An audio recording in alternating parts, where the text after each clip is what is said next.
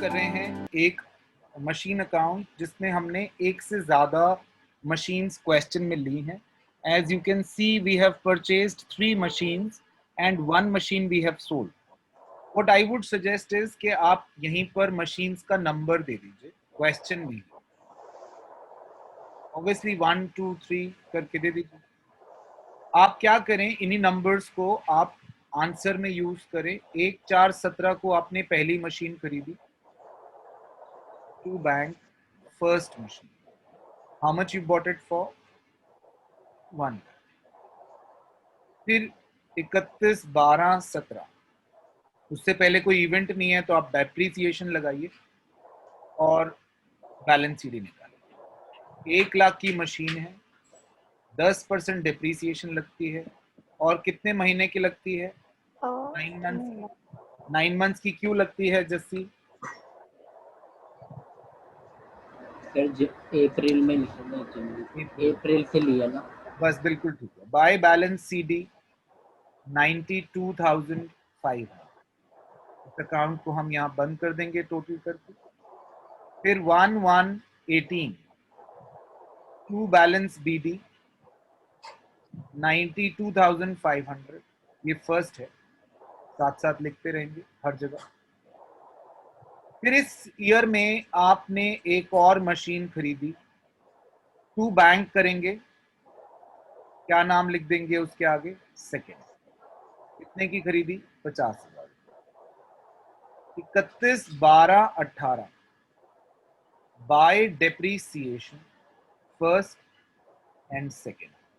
First तो बेटा simple हो जाएगा, पूरे साल की डेप्शन लगेगी. सीधा सीधा 1 लाख का 10%, 10,000. सेकेंड 50,000 की जो आपने खरीदी है वो छठे महीने में खरीदी है एंड में, तो उस पर 6 महीने की डेप्रीसिएशन लगेगी, तो ये हो जाएगी 2,500. अब आप इसी डेट को बाय बैलेंस सीडी लिखेंगे फर्स्ट एंड सेकेंड.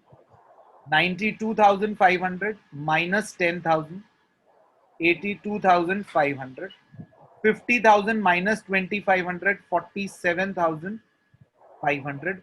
ये कैलकुलेशंस का ही आपको खास ध्यान रखना पड़ेगा यहाँ पर कि आप कहीं कैलकुलेशन गड़बड़ ना करें. पर आपको खास ध्यान कैलकुलेशंस का ही रखना है कि आप कैलकुलेशंस में गड़बड़ ना करें. अभी आप कॉपी करने की बजाय पहले यहाँ पर ध्यान दें बेटा.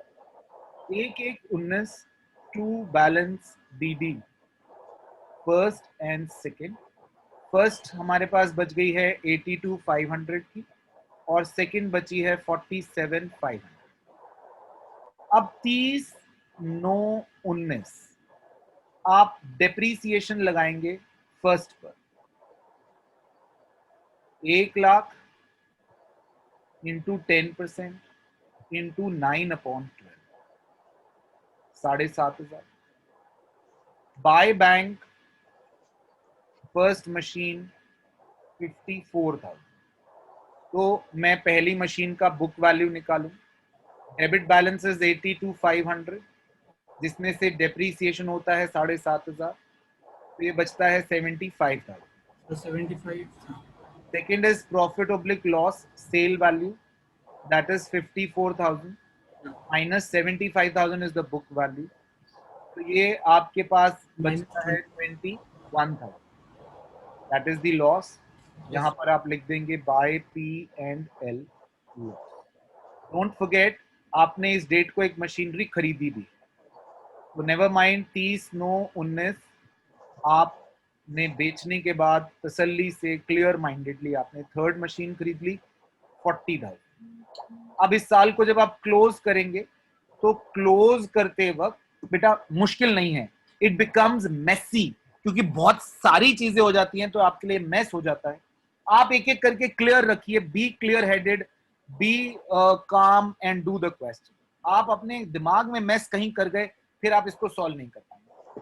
तो 31/12/19 को बाय डेप्रीसिएशन आपके पास बची है सेकेंड मशीन, आपके पास बची है थर्ड मशीन. फर्स्ट तो बेच दी आपने. सेकेंड कितने की थी? 50,000. उसका 10% सीधा सीधा 5,000. थर्ड कितने की लिया आपने? 40,000.